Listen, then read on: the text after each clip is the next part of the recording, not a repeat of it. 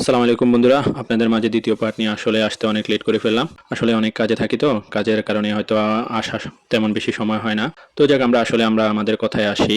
তো যখন দোকানে গেলাম, তো উনি আসলে তার মেশিনটা খুব ভালোভাবে পরিষ্কার করতেছে। প্রথমে আমরা মনে করছিলাম এই অল্প সময়ের ভিতরে কিভাবে তার মানে জগটা ফুরে গেল। পরবর্তীতে আমরা আসলে চিন্তা করলাম যে নাকি আমরা আসলে এখানেও আমরা বাংলাদেশের মতো কোনো কিছু হয় নাকি। যাক, আমরা তারপরও সবাই মিলে দেখতেছি যে আসলে কি হয়। এখানে আমরা সবাই অপেক্ষা করতেছি, আব্দুল ভাই, আমি, মনসুর ভাই, তারা সবাই মিলে দেখতেছে যে আসলে তার আসলে প্রসেসিংটা তারা কিভাবে করে। তাদের মেশিনগুলা কিন্তু আসলে অনেক সুন্দর। আমাদের দেশে থেকেও তাদের মেশিনগুলা মানে অন্য রকমের। এগুলার এই যে ভিতরে যে একটা খাঁজ আছে, যে এগুলা সে ছুরি দিয়ে পরিষ্কার করতেছে কোনো ময়লা আছে কিনা। পরবর্তীতে আমরা আসলে বুঝতে পারলাম যে আসলে অবশ্যই সে আসলে এগুলা মানে তার যে মেশিনের প্রতিটা খাঁজ আছে এগুলার ভিতরে কোনো ময়লা থাকে কিনা বা কোনো পোকামাকড় যে এগুলো ঢুকে থাকে কিনা, সে এগুলো আসলে দেখতে আর কি। এভাবে আমরা আসলে তার দোকানে দাঁড়ায় দাঁড়ায় ভিডিও করতেছি। আর তারা আসলে খুবই মানে মানে পরিষ্কার থাকে, মানে নিজেরা মানে দোকানগুলা, তাদের এই দোকানগুলা কিন্তু তারা সারাদিন মানে ধরে চালু করে রাখে না। হয়তো তারা আপনার অন্য ধরনের কাজ করে বা তাদের পরিবারের যে অন্য কাজ করে এগুলো করে। আর বিকালে সময়টুকু তারা যে সময়টুকু অবসর থাকে, এই সময়টুকু তারা এই দোকানগুলা তারা ইয়ে করে মানে চালু করে। কারণ বিকালেই তাদের কাস্টমার গুলা আসে। সারাদিন আসলে তেমন একটা বেশি কাস্টমার হয় না, কেননা সবার কাজে থাকে। এখানে সবাই সবার কাজকে প্রাধান্য দেয়। কেউ কোনো কাজকে ছোট মনে করে না বা কেউ কোনো কাজকে হেয় হেয় করে দেখে না। এটা সবাই মনে করে যে কাজ করাটা হচ্ছে যে ভালো।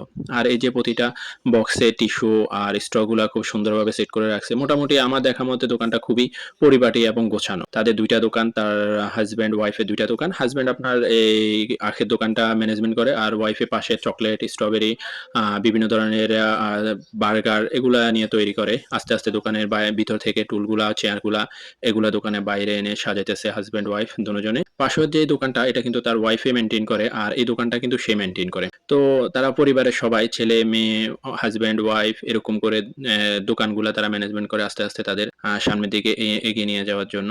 তো আর তাদের ছেলেও কিন্তু তাদের সাথে হেল্প করে। ছেলেটা আসবে, তা হয়তো সে হয়তো কোনো কাজে ব্যস্ত। আর ওয়াইফে কি করতেছে, চেয়ারগুলাকে আস্তে আস্তে সাজাইতেছে আর হাজব্যান্ডের টুলগুলাকে বের করে দিতেছে।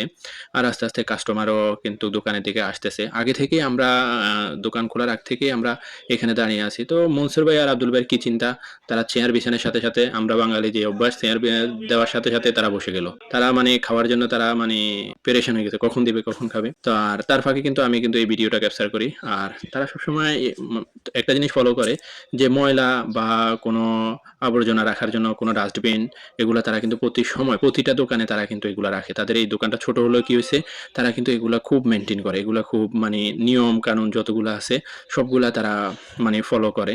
তো আমিও তাদের যে কাজগুলো আছে, তারা কিভাবে একটা দোকান সাজায়, একটা দোকানের সৌন্দর্য রক্ষা করে, এগুলো আমিও দেখতেছি। আমিও তাদের সাথে সাথে দেখি। এখান থেকে আসলে আমাদের কিছু শিখার জিনিস আছে, যে একটা দোকান আসলে কিভাবে পরিষ্কার পরিচ্ছন্ন রাখা যায়, একটা দোকান কিভাবে ম্যানেজমেন্ট করা যায়। তো আসলে সে এগুলা আস্তে আস্তে করতেছে।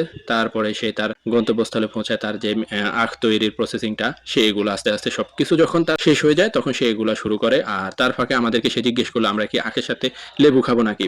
তো আমরা বললাম হ্যাঁ, আমাদের আখের সাথে যেন সামান্য পরিমাণ লেবু দেওয়া হয় বা কিছু বরফের টুকরা দেওয়া হয়। তো এই পর্যন্ত আপনাদের মাঝে আমরা আসলে অনেক কিছু দেখালাম। তো পরবর্তী পার্টে আপনাদেরকে দেখাবো সে কিভাবে আখ থেকে আসে আখের রসগুলা বের করে আমাদেরকে দেয়, এবং তার দেওয়ার যে প্রসেসিং সেগুলো আপনাদের মাঝে আমরা আসলে শেয়ার করব। সে পর্যন্ত আপনারা আমাদের সাথে থাকুন এবং আমাদের ভিডিওগুলো দেখতে থাকুন, আমাদেরকে সাপোর্ট করুন। ইনশাআল্লাহ পরবর্তীতে আমরা আরো ভালো কিছু